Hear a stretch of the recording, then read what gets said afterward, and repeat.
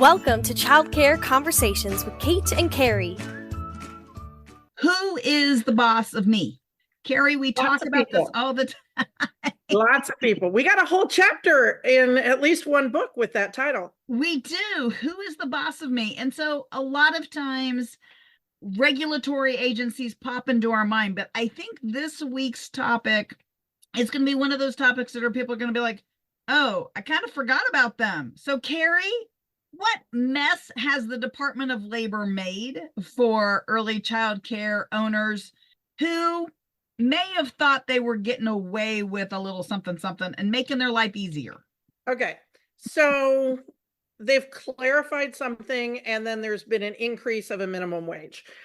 So people think that once they give somebody a salary, that then they never ever have to worry about overtime again. Not true.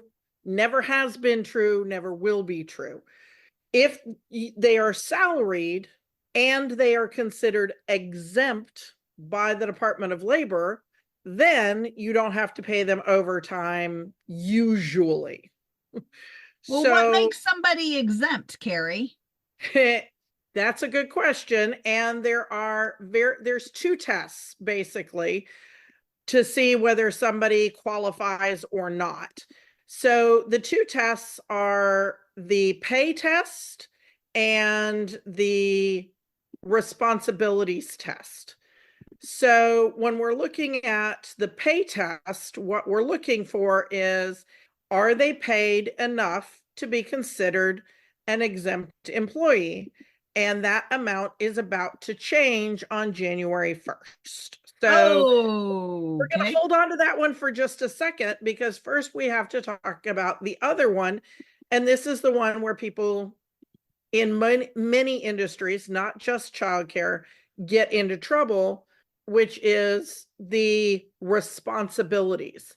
And part of that is there's a whole list of things, and you can go to the Department of Labor and they'll give you a good list of what kind of responsibilities you have to be considered possibly exempt from overtime laws. So when they say an exempt employee, what they're saying is they're exempt from overtime law.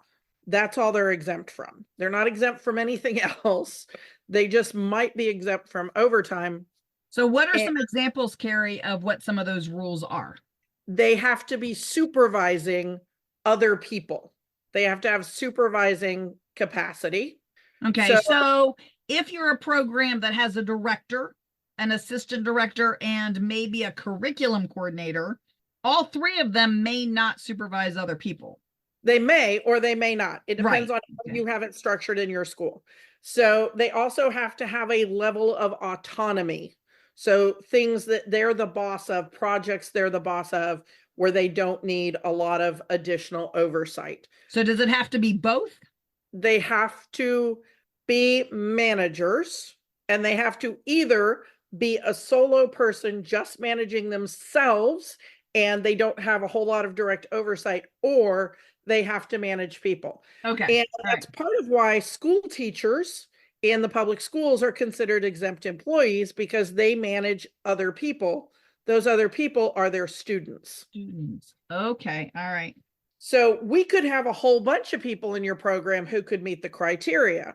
But the reason schools don't do that as a rule, early childhood and out of school time programs don't do that as a rule, is because of the other part of it, which is the pay test.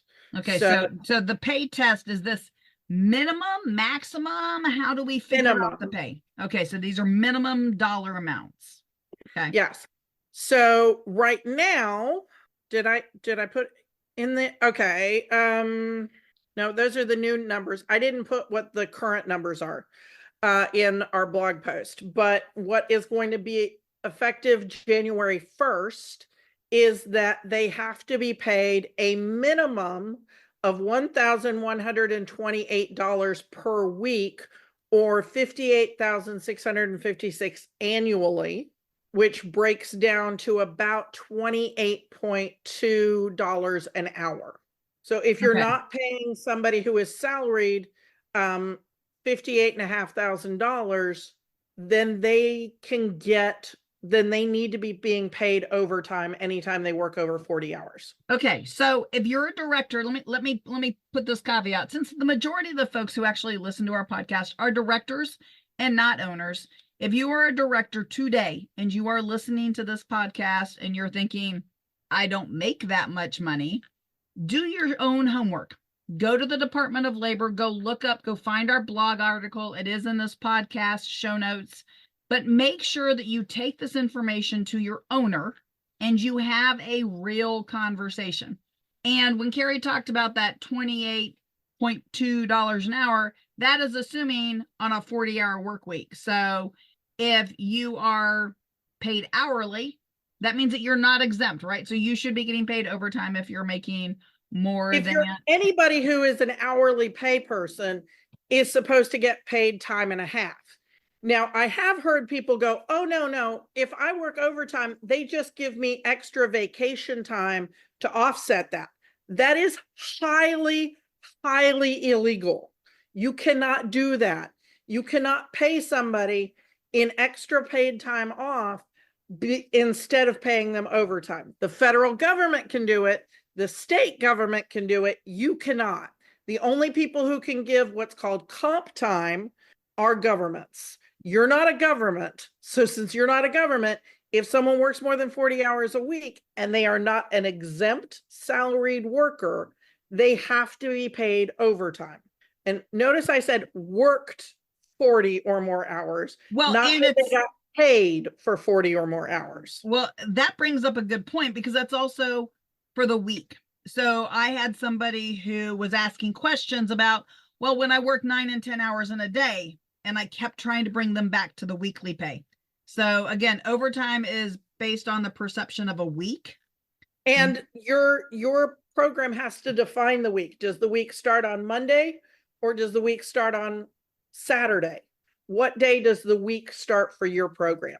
Absolutely. So that is weekly, not daily. So if you've got a staff person who had to work because you were low on people were sick, and so you got somebody to work almost a 12-hour shift one day just because you needed that, you don't automatically have to keep them all the other 8-hour shifts.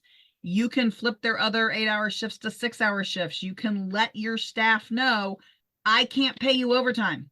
And so if you are close to overtime, help your staff understand the budget consequences of everybody working 1 or 2 hours of overtime, because they may not really understand what that means for your school and ultimately even for the services you can give them or the resources you can give them in their classroom. Okay, I'm off my soapbox.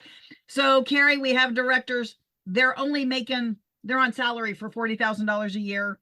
We're telling them they need to be for 58. We've suggested that they go armed with the actual law, read it themselves. What might be another thing they might want to do? Well, if their boss is like, I can't pay you more than the $40,000 and you agreed to the $40,000 because you didn't know, and they probably didn't know about this law. Say, that's fine. But anytime I'm working more than my 40 hours a week, I need to be paid overtime. So I take the $40,000 a year, I break it down to find out what the hourly rate is. Kate's going to do math while we're here. And so, have you done it yet? No, I had to get to the calculator first. Okay. Kate's going to do math of if you're getting paid $40,000 a year, what that breaks down to hourly. And then anytime you have a week where you're working more than 40 hours, those additional hours need to be paid at time and a half. Okay. So what is the pay rate? $40,000 a year is $19.23 an hour on a 40-hour work week. And so that means that you would need to be paid $28.84 an hour for overtime. And that starts at 40 and a half. So again, if you have an owner who's like, nope, I'm not paying any overtime, make sure you're having conversations with the owner about any work you're doing outside of the business hours. Like maybe they've asked you to do something at home over the weekend. You know, you should be compensated for that. Even if they think your salary Salary is not unlimited hours. We have clients regularly, literally bawling their eyes out because they are working for the equivalent of $6 and $7 an hour because they're on salary and they're working 60 to 80 hours a week. And they're doing it because they think that's what they're supposed to do. That's what the owner has told them. And So, it's just people not understanding this law. And it is a federal law. It applies to every employment workplace. It applies to your doctors, to your nurses. It applies to the guy sweeping the street. It applies to the person at Sonic. It applies to everybody. Unless they're being paid $58,000, $58,656 per year, then they're entitled. can we just round that up and say 59,000? I mean, you can, but what the statute said, what the rule says is $1,128 a week. So if you're not being paid $1,128 a week gross, then you are not an exempt employee, which means you're not exempt from overtime and you have to be paid overtime. So I don't want to create a huge problem and everybody be super grumpy about it. I want you to be empowered to go have a good conversation with your board of directors or with your owner and say, here's the deal. I bet you didn't know this. I didn't know this. Kate and Carrie told me about it. Here's the blog post. The blog post has a link to the Department of Labor so you can get all the official documents. I just wrote it in, you can understand it. Right? And so it links to the Department of Labor. You've got all the information and say, I need us to fix this because I don't want the penalties and fees that could accrue to our business to be a huge suck on our finances. I need to make sure that we're all being paid appropriately and that we don't have penalties and fines from the Department of Labor. I don't know if you know this, but the Department of Labor can just take money out of a bank account if they need to. That's not what they normally do. They normally levy penalties and then you get bills and nasty letters and stuff like that. But they can seize assets. So we want to make sure that you're getting paid appropriately and that you can have that conversation with your board or with your owner. Please, and if they absolutely refuse, what do they do then, Kate? What if the director who's listening to us goes and has a conversation with their boss and their boss is like, that doesn't apply to us. That's baloney. Never mind. Keep working for $40,000 a year and working 120 hours a week. Well, I actually have a question back to you, Carrie, on that before I answer that question. How do things like free tuition and other benefits play into that factor? According to the Department of Labor, those are supposed to be declared as other benefits. And yes, they would apply. So if somebody's working 40,000 but has a free infant at, 12 grand, if or 18 it grand, is showing up on their W-2 at the end of the year.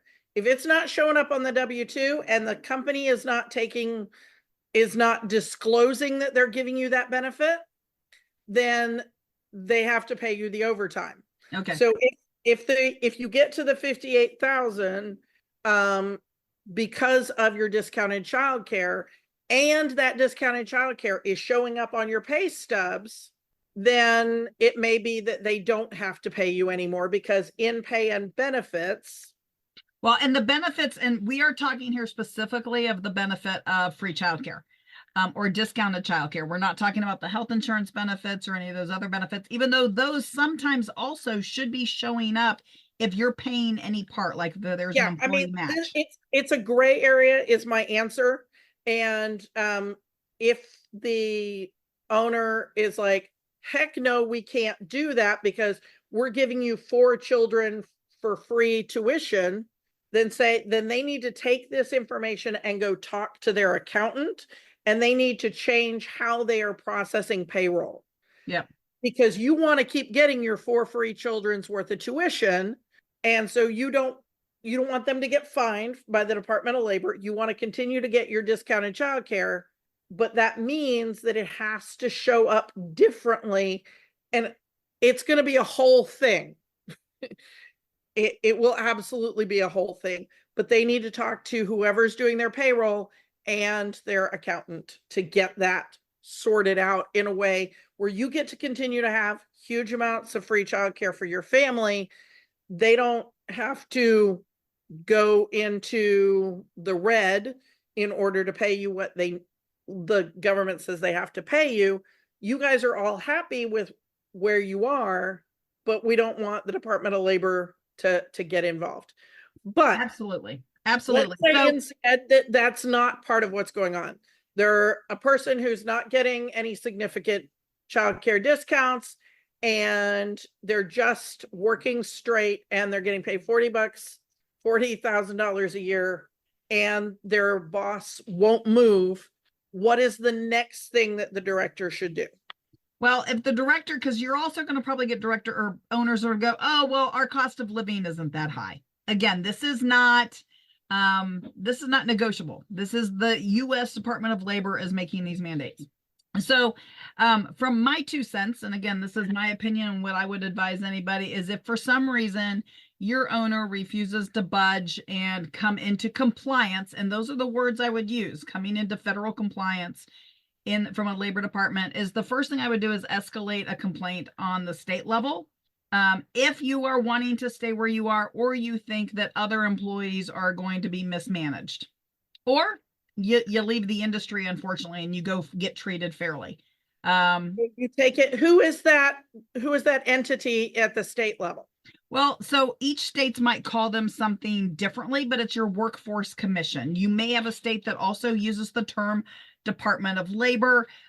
There should be posters near wherever your employee break room is, where your time clock is. There should be public facing posters with this information of who that agency is at your state level.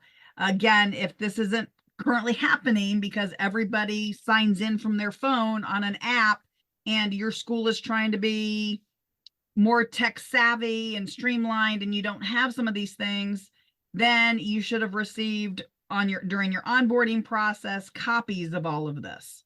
But the posters are required at every workplace in the United States. Right. Those are the Department of Labor posters. So if you don't see them, go online and order them, because as the director, the owner is expecting you to know. So if you have an owner who is an investor, so in other words, you have somebody who isn't from the industry, maybe they've never even been in business, they're looking to you as the director to know the answer. Unfortunately, I didn't know is not a good answer for the IRS, the Department of Labor, minimum standards, licensing regulations. Like, there's all those agencies that are in charge of you. I didn't know is not an answer any of them are going to take. So if you're sitting here and you're going, how am I supposed to know all of this information? This is 100% the reason why you need to be part of professional associations, not only at your state level, but nationally. And I'd also love to see you have a coach, a mentor. Both you and the owner need to have these kinds of programs. Yeah, that's part of what we do in our director coaching and mentoring, is we make sure that you're up to date on things that could be huge problems for your business. So you as the director might be like, okay, everything's fine, but because you're getting paid enough, but you have an assistant director who's also salaried. Are you tracking their time so that you can pay them time and a half if they don't meet this criteria? Curriculum coordinator, your kitchen manager, anybody who's on salary, if you don't think that they meet this annual pay level, then you have to track their time. This is the thing that I think people forget, is that if somebody is salaried but not exempt, then you have to track their time. And they need to get time and a half, not comp time, because that's illegal. We already talked about that. They have to get paid their overtime. Yeah. And it is something that you need to have in staff handbooks. So again, if you haven't updated a staff handbook recently, make sure that all of these things do appear in your staff handbook. And if it is partially the responsibility of the employee, make sure that that's clear. And I would micro define that for them and make sure that they understand that as an organization, that you expect them to be there, you expect them to be honest, that if they're scheduled 40 hours, you expect them to be there 40, not 25, and not 42. And if they have a job that they're currently paid salary and it's not a 40-hour week job, then you need to kind of go, okay, are we doing this because it makes somebody's life easy? Or are we doing this because it actually makes sense? Maybe they have some weeks where they are always 20, but there might be some weeks where they're 25 or they're 30 and they're still being paid fairly. And I've known programs that are like Mother's Day Out programs, and all of their teachers are on salary, and they do basically function like it's hourly, so that if they're out a day, they take out this hunk out of the check if they don't have PTO available, or they choose to not use their PTO. So you can do that. Everybody could be on salary at your school, but they're not salary exempt. Overtime exempt. Yeah. Overtime exempt, yeah. Awesome. Well, hopefully we answered some questions today. If we have given you more questions, feel free to shoot us an email. If you are not sure who your workforce state agency is, feel free to give us a call. Send us an email, Kate and Carrie at Childcare Conversations. If you've got an expert somebody who helps you make you understand labor laws really, really good, and you think they might make a great guest, feel free to send us their contact information. We'd love to have a guest that is maybe even a labor law attorney. We are telling you from our experience having to be the people who wrote the checks of what we have found as best practices. And again, being people who work with directors all over the country, who we can tell you that there are some that we feel are being being mistreated financially. In other words, they have a lot of expectations. They're expected to fill that role as a substitute, which means that a lot of times they're working 60-hour work weeks, and we know they're not getting paid anywhere close to what will be the new required pay in January. So help your owners be prepared to budget for this, because I don't know is not an answer. And with that, Carrie, what would you like to tell everybody? If you think there's somebody who needs to know what we said on the show, share the show. Also, please go in and write reviews on this podcasting app where you're listening to us.